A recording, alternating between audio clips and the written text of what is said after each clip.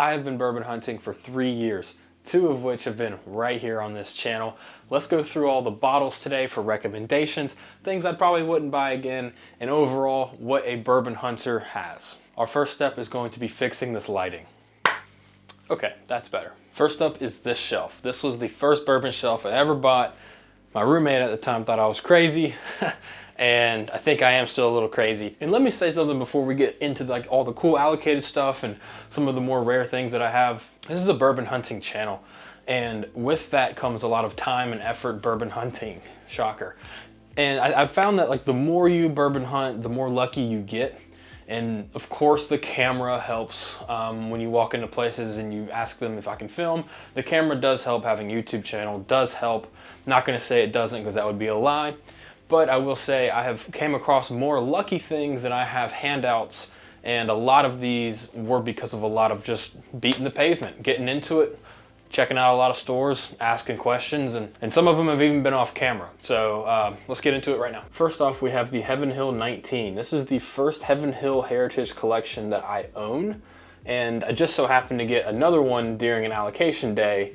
So I've been sipping this one, and I ran into this one because it was pretty much the only good bottle that was left. It was $300. I only bought it because I enjoyed this one so much, because I opened it, and I'm a big fan of opening bottles. You'll see some that aren't opened, like the Michter's Barrel Your Own is not open, and this is one of the coolest bottles that I own just because of the experience and the rarity of being able to do something like this. And on the front, I had to put in Bourbon Hunter, because my name is actually Hunter, so pretty cool there. And Johnny Walker Blue, I bought it, not a huge fan of it. As you can see, there's a lot left over. Next up is something that I truly enjoy. A lot of people talk about this brand, but it is Barrell Bourbon, and this is some of their older releases that I tend to find so delicious. As you can see, I'm waiting for a good opportunity with a friend of mine that loves and kind of got me into rum cask finished bourbon. He's coming down this weekend, gonna open that with him. This freaking foolproof is so darn good, it's not even funny. This won last year's best bottle of the year for me. As you can tell, savoring that. There's only like 300 of these ever made. And then a hazmat 33-year finished in French oak and Oloroso sherry casks. We have a 16-year barrel Seagrass. Behind that we have a 7-star liquor rye barrel finished in Oloroso sherry. You can see a trend here. That is a barrel Dovetail. Behind that you have barrel 35, which I thought was actually very good. And that is all of the barrel products we have. Next up is this Knob Creek shelf, which you have a Knob Creek 12, the 120 proof SCT single barrel pick from Heritage Liquor, a Bluffton Bourbon Club single barrel rye, a Booker's, another Booker's. This is the Booker's Reserve right here, 2024. This is a very good Booker's, one of the better ones I own. And then my favorite Booker's of all, Retrospect Chapter 7 Little Book. That is open, open, and open.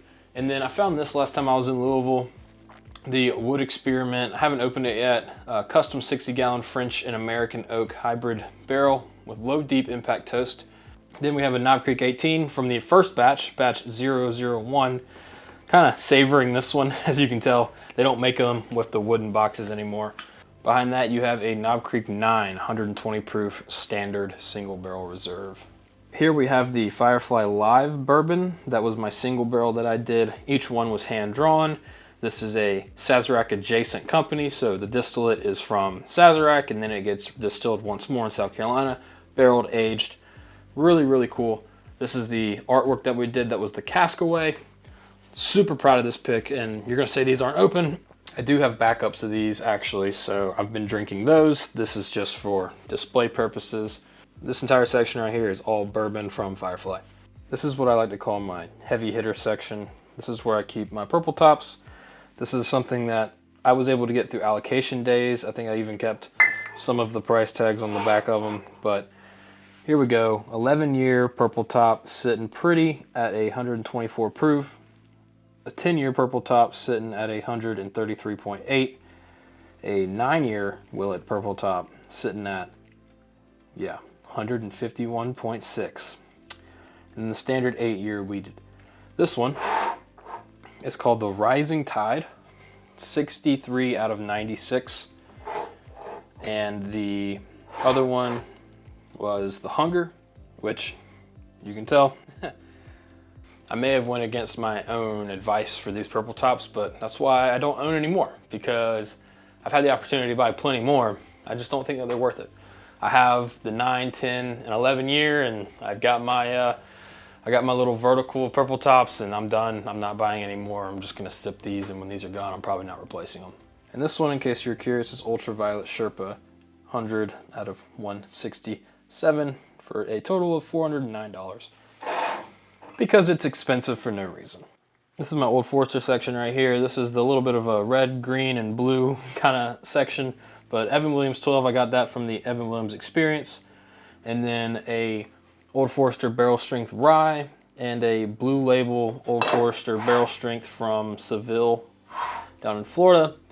Behind that, I have the remaining bits of a 10-year Old Forester. That is absolutely not a 10-year Old Forester. That is a regular single barrel from Total Wine. That is a Black Label 100 proof. Another Blue Label, because I see them all the time, so I have a few of them. And then the standard offerings are back there for Old Forester. I really like their stuff. My Old Forester barrel pick is actually on its way out of the distillery.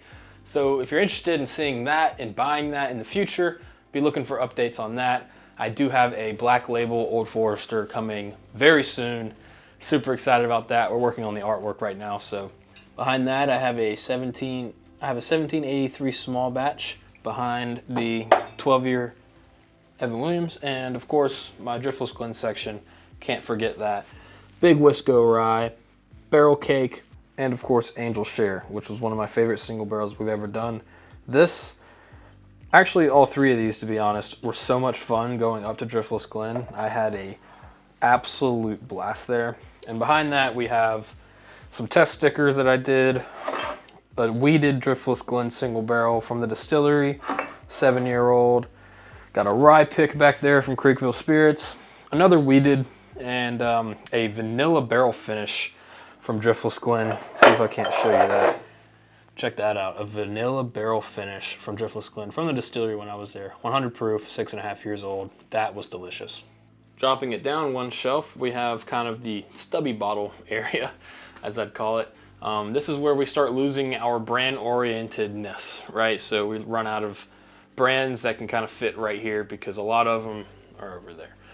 So here we have a Good Times Double Oak Heavy Char. This one was for a firefighter, one of my most special bottles. They wax the top, wax the bottom, put a little Lego firefighter in it.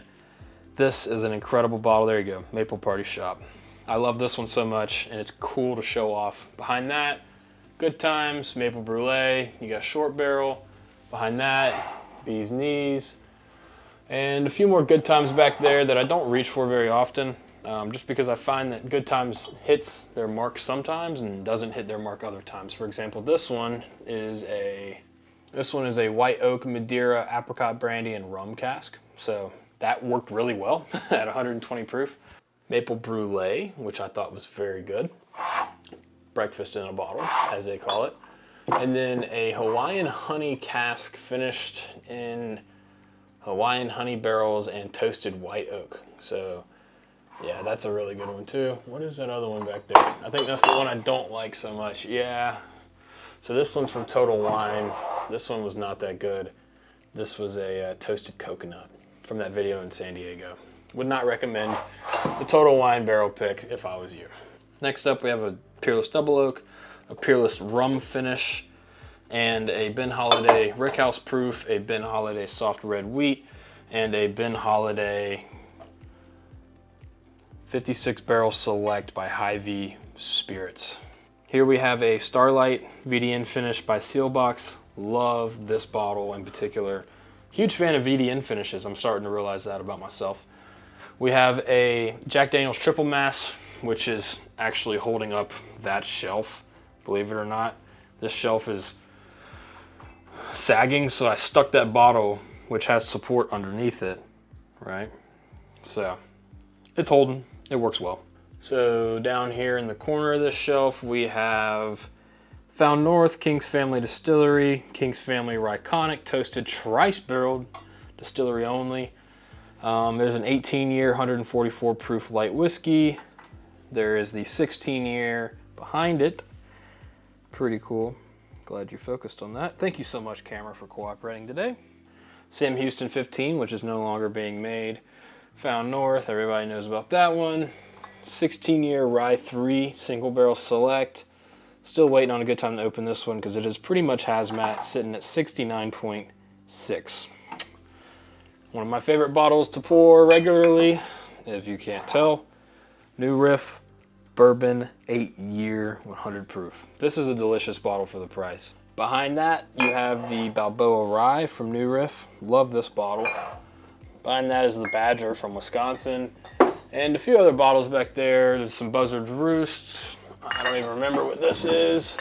Oh, this is an ASW. This is an ASW Fiddler Encore single barrel rye? Bourbon. Toasted bourbon. Down here we have the 13th Colony Maple Barrel Wood Spiral. This 13th Colony cast strength batch, I believe 3, I got for $1.99 in Macon, Georgia. Bourbon hunting. Oh,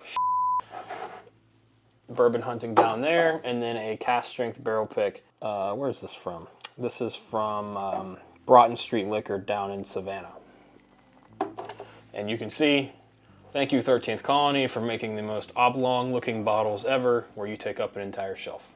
Down here I have the Weller Special Reserve, the Buffalo Trace, the Sazerac, and the Eagle Rare half gallons. You can see which ones I typically have more of, which are the 2 open ones, the Weller Special Reserve. Here is my Bowman distillery area, where I got, of course, A. Smith Bowman cast strength 9-year. What is this, 135.1 proof? I got that for a little over 150 bucks in Savannah, Georgia. Single barrel Bowman. Bowman single barrel, actually, I swear it's a single barrel, or at least S&W Liquor told me it was. Just a regular John J. Bowman from back in the past with the old design, and then another single barrel behind that one. The Big House, which I ended up opening and drinking in an old fashioned, because that's kind of where it's good for the price. A foolproof, another foolproof benchmark, and that is kind of it for this shelf. 6 and 20 whiskey back there. I don't touch those very often. So that pretty much does it for this shelf. This shelf was the first one I ever owned.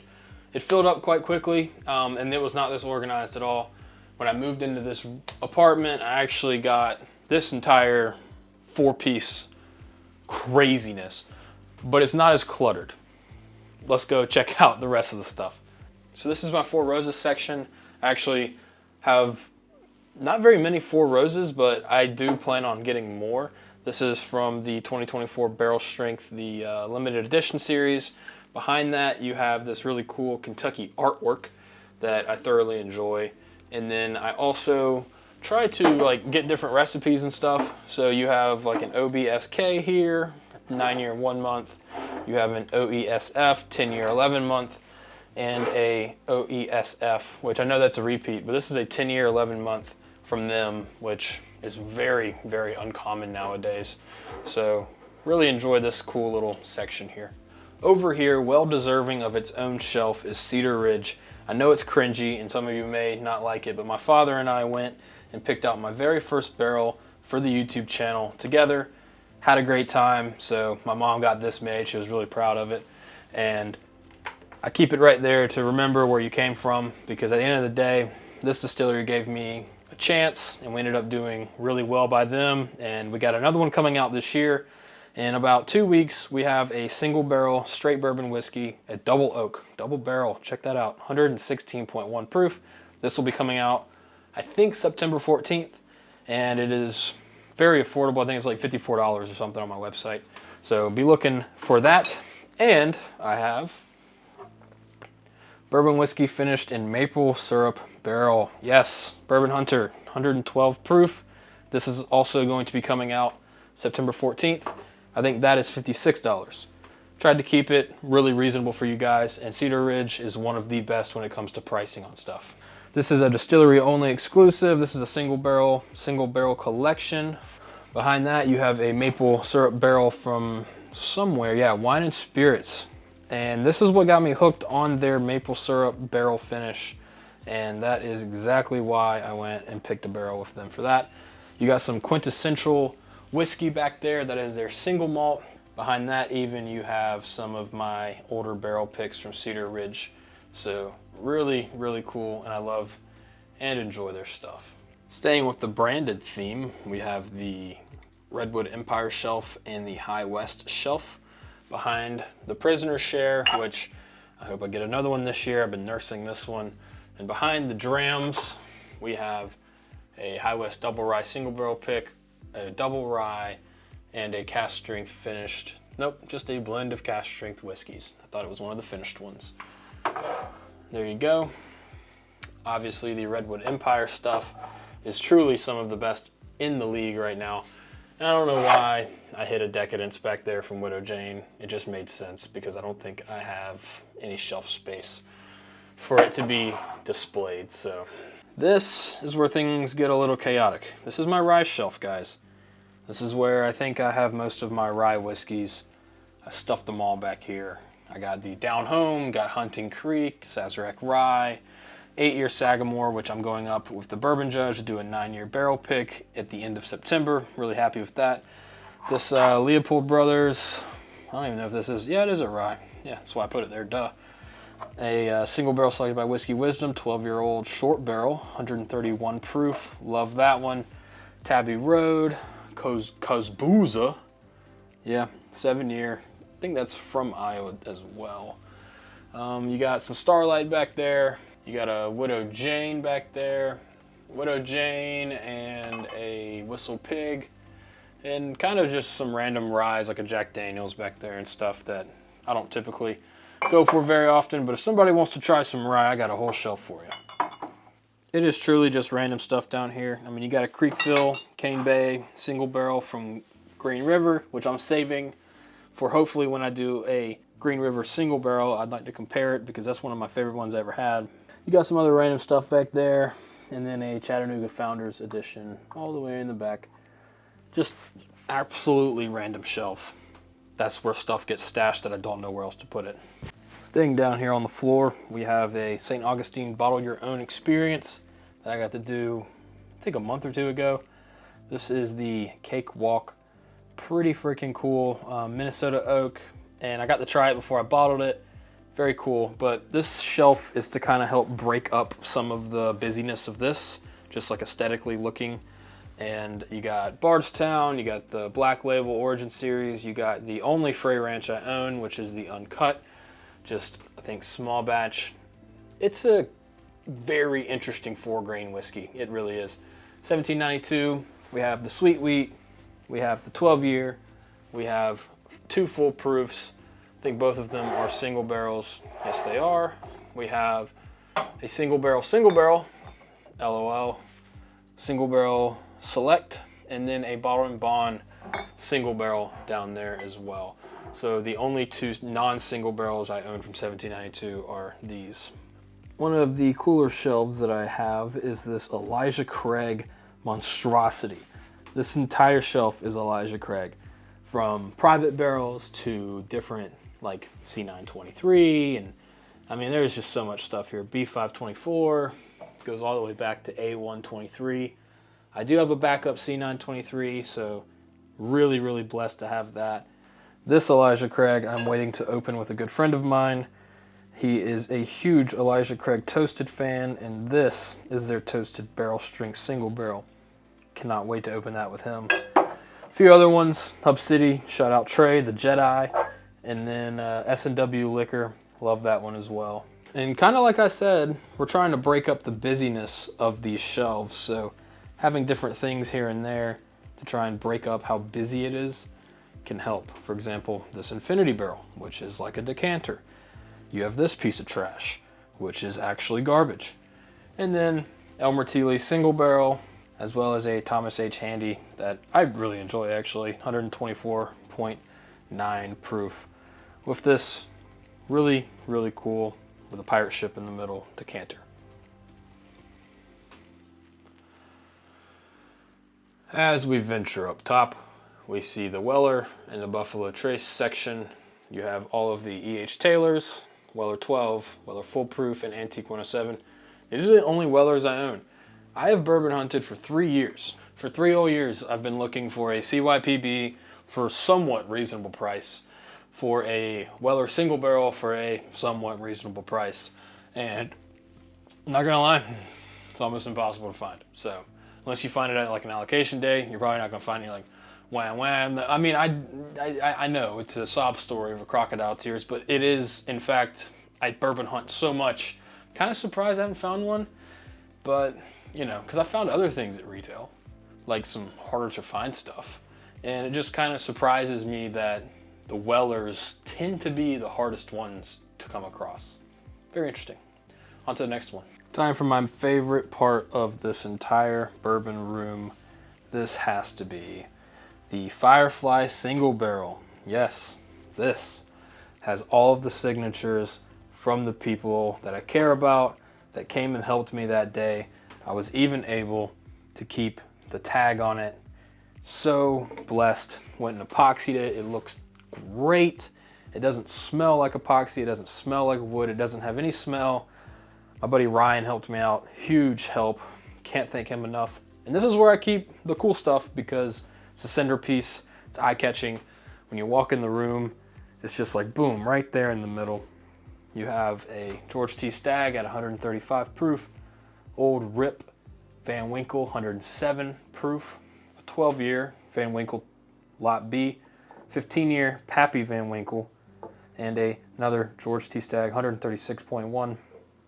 And yeah, the Mac Daddy of them all, an Old Forester birthday bourbon. This is the 107 proof birthday bourbon. One of the, if not the highest proof, I believe, they've ever released. So waiting for my birthday to open that, obviously. All the other ones are open, so not trying to flip these. If you're curious, this room has a name. It is the Sipping Saloon, hence the cowboy hat hung up on the wall over there. And there's also another one on this side of the room, behind the lights. And let's get into this shelf right here and then the final. So this shelf is my Wild Turkey shelf, obviously, and I got the 12-year from Japan. I also have the Long Branch, the 8-year 101 proof, the 70th anniversary of old Jimmy Russell 8-year product, Russell's 13-year-old, Russell's 15-year-old. Behind those, would you believe it, more Russells, and I got 4 private barrel selects right now and 1 10-year. This is the LL-ME. I've not done a review of this one. Don't know why, haven't opened it, just haven't had a reason to. And yeah, this is my Wild Turkey shelf. I do like Wild Turkey. I have to kind of be in the mood for it because, like they say, it does have a funk. It's not something I drink a ton of, but when I do enjoy it, I typically drink that 8-year in the back there, or a Russell's Reserve pick. I really like these. These are delicious. Down to the most probably aesthetically pleasing shelf I own. This is the wonderful Michter's shelf here. So we have from left to right, you got a barrel strength toasted barrel rye, regular small batch, behind that American whiskey, behind that the US 1 bourbon, then you have another American and a single barrel rye. Next to that you have a 10-year Michter's rye from 2023. Behind that you have the 2024 10-year single barrel rye. Next to that you have the single barrel 10-year bourbon from 2024 and a 2024 single barrel 10-year bourbon. If you can't tell, this is probably my favorite bottle in the whole freaking place. I highly recommend this. And I know they're expensive. They're $200. There's a reason I own a backup for that one at that price point. I don't really own backups of very many expensive bottles, but that is an incredible whiskey. Can't wait to finish this one off and jump into the new one. And then you have a 2024 Shanks and a 2023 Bombergers. Yeah, 2023 Bombergers. Here is the Buffalo Trace shelf. This is where we have a 10-year Eagle Rare store pick. Hey, have you had the 12-year yet? I want to know, is the 12-year worth looking for? It's the big buzz right now, and I'm really looking for one. I'm going to Louisville in a few weeks, so maybe I'll get one there, but 12 year. If you've had it, let me know what you think. Is it worth the increased MSRP? Buffalo Trace, why is it covered in pink? Well, Barbie, dude. This is a 7-star liquor. They did a Buffalo Trace is everything. He's just Shea Buffalo Trace single barrel select, and they covered it in pink wax. I actually really enjoyed the bottle, so I got a second one. Haven't opened it yet. And then another single barrel Buffalo Trace back there, as well as another. So that is why that bottle down there is not open, because I have no reason to open it when I have this one. Here we have some Staggs, or at least Stagg Juniors, 23C, 22A, as well as 24B, and what is that? 24C. So I wish I had a few more of these because they are extremely different from one another, but I believe that's enough Stagg for the average Joe. Down here I decided to do a theme for some reason. I don't know why, but the theme was square bottles. So yeah, here is the square bottle shelf. I don't know why. I think it looks great. You have one of my favorite single barrels, Hirsch. You have a Larceny pick, Davidson Reserve, Mega Square, James E. Pepper. You got a Larceny single barrel store pick right there. You have Company Distilling, which is finished in Maplewood. The double single barrel from Lux Row, Dancing Goat Distillery in lieu of Flowers 8-year, Uncle Nearest single barrel, and Heaven's Door single barrel, 2 Whistle Pigs, and that is it for this shelf right here. Down here is actually a really special shelf to me particularly. This is my Creekville Bourbon Hunter single barrel that I did. This is a double oak, and it was just one of the cool things I got to do with a local store. Over here we have the Woodford Reserve Toasted 4-grain from 2023. This was a distillery only, way before I started going to Kentucky. I had actually a store owner, Sean, give this to me. He brought it back, very nice of him. It's not that good though. 4-grain from Woodford, it's not the best thing they've ever put out. And then a double oak, and then this bottle, right? So what's so special about this bottle? Well, I don't know if you can see, but if you flip it around, you have my logo engraved in the back. So very happy to have that. This is my 1 million views bourbon. So this is a bottle that I only drink every time I cross 1 million views on YouTube.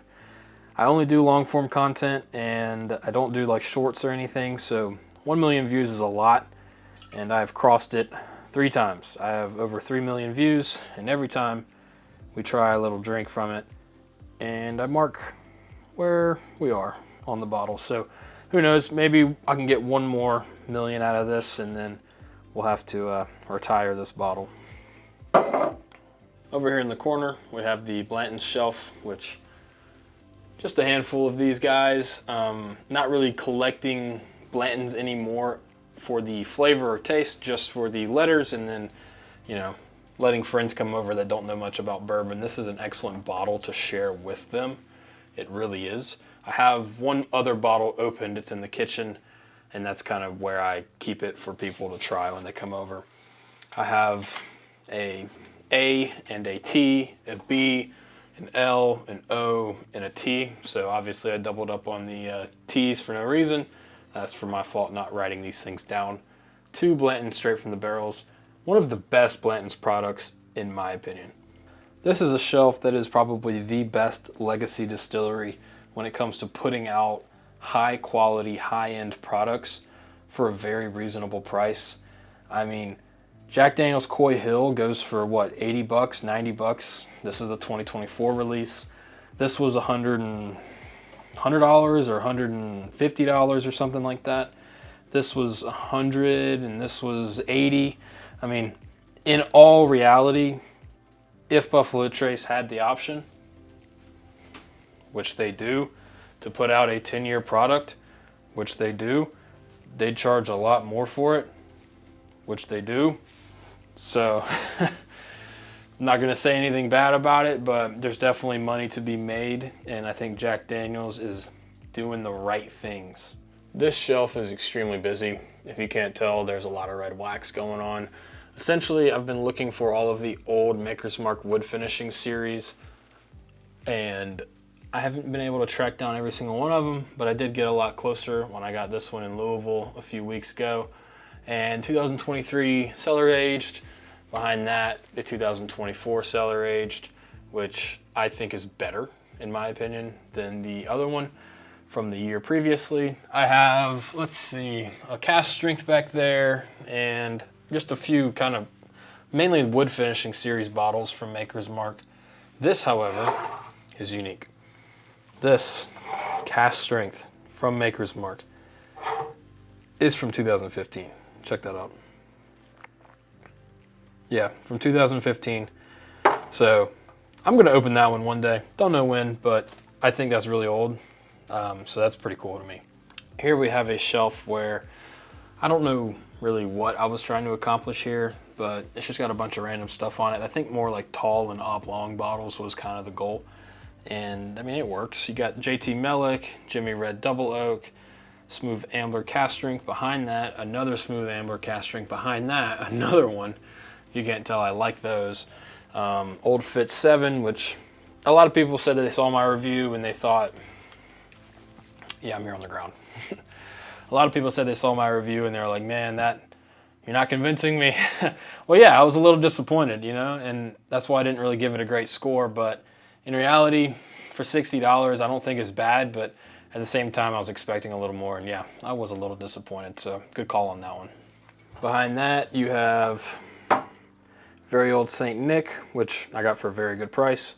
Behind that one, we have a Creekville Spirits High Cotton Single Barrel, barrel proof. This was one of the best high cottons I've ever had, and the worst Yellowstone I've ever had is behind that. That barrel sucks. That is from Float Like a Butterfly, Sting Like a Bee is the name of the barrel pick. 119 proof Yellowstone, worst, well, not gonna say worst, but second worst single barrel I own. Behind the Rebel Cast Strength is a shocker to most people, but in early times. Why is Hunter having in early times? Well, first of all, they make good stuff. Second of all, you see that? That is a Blacktop early times. Indeed it is.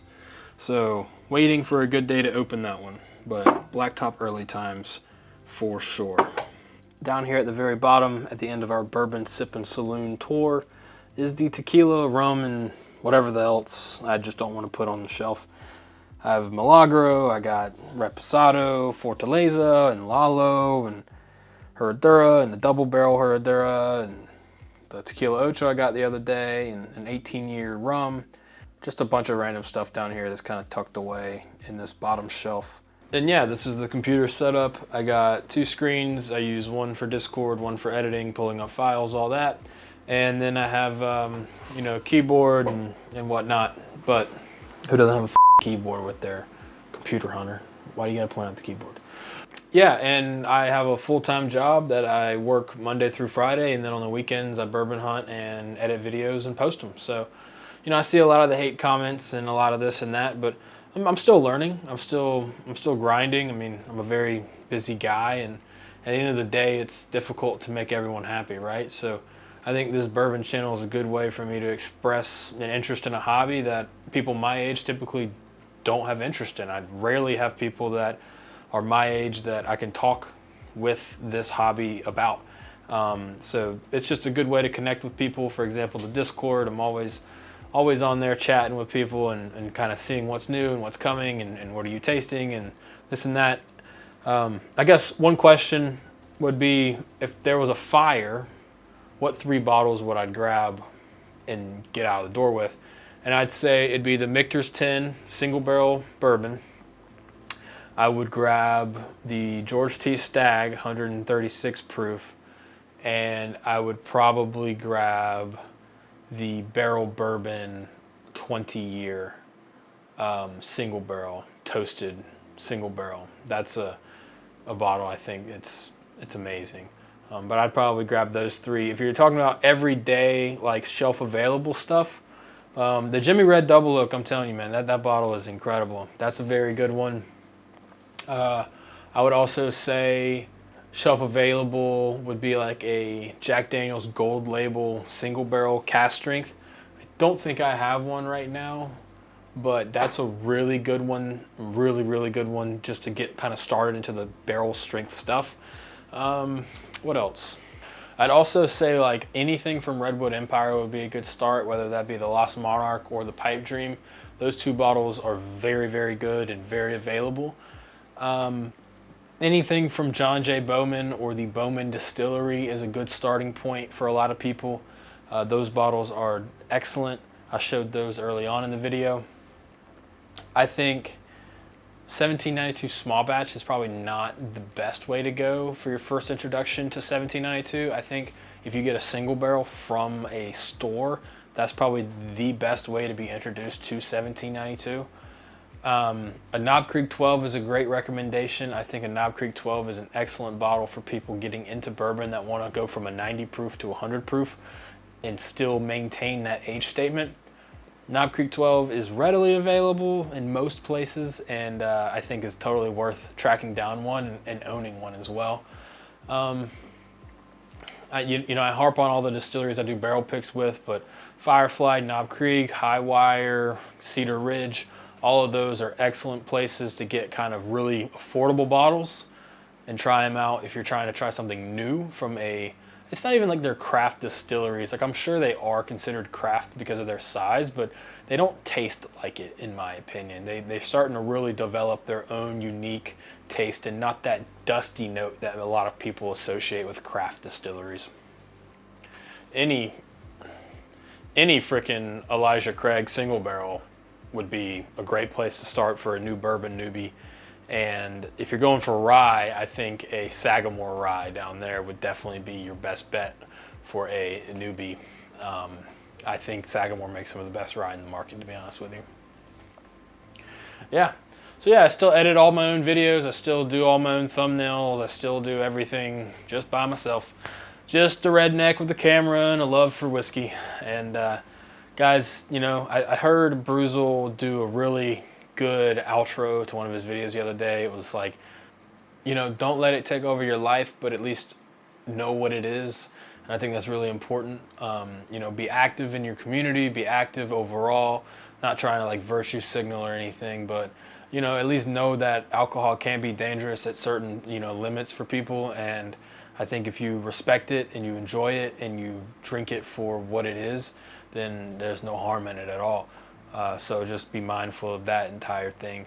And overall, I think what I've been able to accomplish over the past 2 years has only been attributed to you, the viewer, and to you, the Patreon members, and the distilleries that have given me the success that I worked so hard for. And I just, I can't be thankful enough for the people that continue to watch these videos every week. It's kind of crazy because I started off and like one of my first bottles was a High West, and it was just it's the Prairie bourbon that they used to have. I don't even know if they still make it or not, but I had that one and I was like, oh, that's different. And then I had a bottle of Whistle Pig 10-year, which I got as a gift. And then I got a bottle of Widow Jane 10-year when I turned 21 as a gift. And that's kind of what got me started in whiskey. Like, yes, I drank Crown and Coke and Evan Williams and stuff in college, and that was just mixing it most of the time. But when I really had whiskey neat or on the rocks, for example, when I got into rye whiskey, it was a Whistle Pig 10-year rye just on the rocks, and it was delicious. And I was like, man, there's something to this. And if you're scared to jump into whiskey, like let's say you're my age and you're used to just doing a rum and Coke or a Jack and Coke or something, I definitely think some of the recommendations I made earlier in the video would better suit you kind of getting into it, especially if you got to put it on a big ice cube. They sell those ice trays at Total Wine or Walmart or wherever for pretty cheap, and you can make a big hunk of ice and put it in there. It doesn't dilute as fast. It still dilutes it, but not as fast. There's a lot of ways to get into it, and if you ever have any questions, drop a comment down below or join the Discord. I'm more than happy to help out there, guys. So if you need anything, holler at me, guys. Be on the lookout for the barrel picks coming in super soon. Next up, Cedar Ridge, September 14th. After that, Old Forester. After that, Sagamore Rye with the Bourbon Judge. So a lot of really cool things coming up for the channel. Thank you so much to the Patreon supporters. Thank you to the Discord people. Thank you to literally everybody. So might as well just say that. Until next time, Bourbon Hunter, out.